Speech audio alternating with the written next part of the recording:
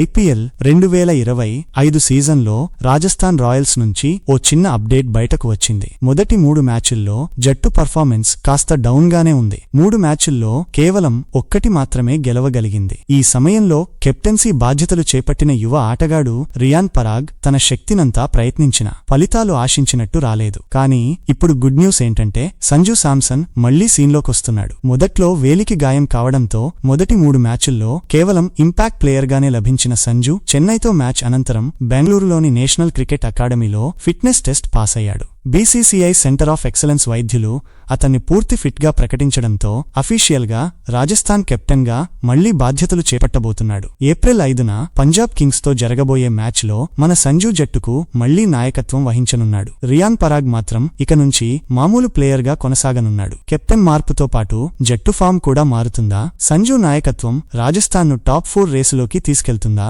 ఇవన్నీ ఆసక్తికర విషయాలే. ఐపీఎల్ ఫ్యాన్స్గా మనం ఆ రోజు కోసం వేచి చూస్తున్నాం. అప్పటి వరకు మీ అభిప్రాయాలను కామెంట్స్లో చెప్పండి. ఈ కెప్టెన్సీ మార్పు వర్కౌట్ అవుతుందా లేక జట్టు నయా ప్రణాళికలు అవసరమా?